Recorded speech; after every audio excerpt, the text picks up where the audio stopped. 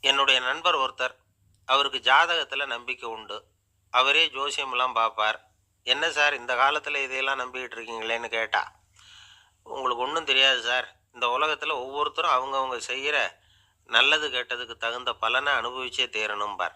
அது மட்டும் இல்ல, ஒருத்தன் செத்துட்டா கூட அவன் செஞ்ச பாவ புண்ணியங்கள் கூடவே போயிட்டு இருக்கும்பார்." "அது எப்படி கூட போகும்?" அப்படின்னு குதர்க்கமா கேட்டா, அதுக்கு அவரு ஒரு கதை சொன்னார். அது ரொம்ப சுவாரஸ்யமா இருந்தது. ஒரு ஊர்ல ஒருத்தர் இருந்தாராம்.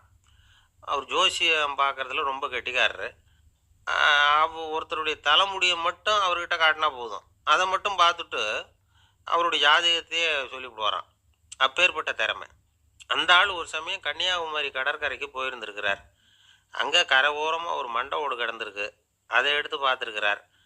அந்த மண்டை ஓட்ட வச்சுக்கிட்டே அதோட ஜாதகத்த அலசியிருக்கிறார். இந்த மண்டை ஓட்டுக்கு உரிய ஆசாமி